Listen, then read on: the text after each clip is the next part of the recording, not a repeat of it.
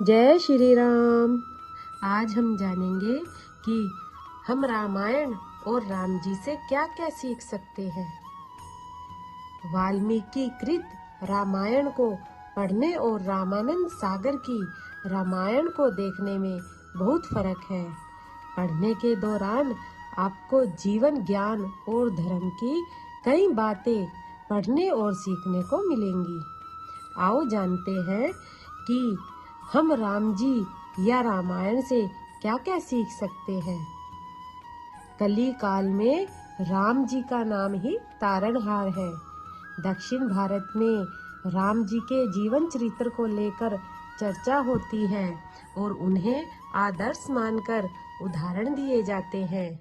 वहाँ राम जी के जीवन को लेकर लोगों में बहुत उत्सुकता है, लेकिन उत्तर भारत में राम जी के जीवन से लोग कोई शिक्षा नहीं लेते, बल्कि उन्होंने राम जी को पूजनीय बना दिया है, अर्थात पूजा तक ही सीमित रखा है। राम जी की याद भी तभी आती है जब रामनवमी आती है। विडंबना यह है कि राम जी के मंदिरों से ज्यादा तो शनि के मंदिरों में भीड़ रहती है, जो आपको डराता है। आप उसे पूजते हो और जो आपसे प्रेम करता है आप उसे उपेक्षित कर देते हो। तब क्या सीखोगे राम जी से? आप तो जगत पालक, उद्धारक और भक्त वात्सल्य को छोड़कर शनि की शरण में ही जाओ। सीख नंबर 2, त्याग की भावना रखो। हम देश और समाज की बात नहीं करते, लेकिन कम से कम आप अपने परिवार के प्रति तो त्याग की भावना रखो। प्रभु श्री राम जी ने राजमहल त्याग कर वनवास धारण किया। यह देखकर लक्ष्मण जी ने भी उनके साथ सभी सुख त्याग दिए। भरत ने अयोध्या का त्याग कर 14 वर्ष तक वनवासियों की तरह नंदीग्राम में जीवन बिताया।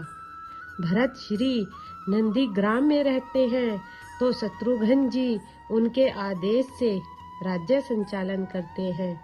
लक्ष्मण जी की पत्नी चाहती तो अपने पिता जनक के यहाँ चली जाती, लेकिन नहीं, उन्होंने भी सभी सुखों को त्याग दिया। यह देखकर शत्रुघ्न ने अपनी पत्नी श्रुति कीर्ति से दूरी बना ली। भरत की पत्नी मांडवी ने भी भरत के साथ तपस्वियों जैसा जीवन बिताया। बड़े भाई पर संकट आया तो सभी भाइयों ने भी संकट को वरण लिया। इस महाकाव्य में राजा दशरथ की तीनों रानियों और चारों बेटों का चरित्र अलग अलग होता है, लेकिन इस विविधता के बावजूद उनमें किस तरह की एकजुटता रहती है, यह हर परिवार के लिए दुख के समय से बाहर निकलने की सीख है। सीख नंबर 3, बुराई से डरो। रामायण की सबसे बड़ी सीख थी बुराई पर अच्छाई की जीत। हमेशा अच्छे और सच्चे बने रहो, बुरी नीयत से कोई कार्य मत करो। रामायण जी के अनुसार व्यक्ति जब बुराई करता है तो उसे देखने वाले 2 लोग होते हैं, एक वह खुद और दूसरा काल पुरुष या उस व्यक्ति के इष्ट देव। इसलिए बुराई से डरो। सीख नंबर 4, ऊंच नीच की भावना से बचो। प्रभु श्री राम जी ने अपने जीवन से यह बताया और सिखाया है कि संसार में कोई छोटा या कोई बड़ा नहीं होता, उच्च वर्ग का या कोई निम्न वर्ग का नहीं होता। प्रभु श्री राम जी वन में वनवासियों और आदिवासियों की तरह ही रहे। उनका केवट, जटायु, संपादी, शबरी, वानर, ऋछ आदि कई जनजातियों ने साथ दिया।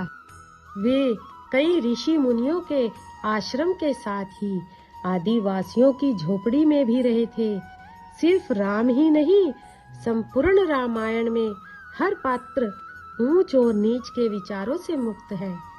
भगवान श्री राम जी ने अपने जीवन में सभी से समान और सम्यक व्यवहार रखा। न किसी को राजा समझा और न रंक, न शक्तिशाली समझा और न कमजोर। उन्होंने पशु और पक्षियों के साथ भी वैसा ही व्यवहार किया जैसे कि एक मनुष्य के साथ किया जाता है। उनका विनम्र आचरण और अपने से बड़ों और छोटों को सबको सम्मान देना हम सबको एक सीख देता है। सीख नंबर 5, कुसंगति से बचो। रामायण हमें शिक्षा देती है कि अच्छी संगति में रहो। कुसंगति में रहकर महापंडित भी राक्षस बन जाते हैं।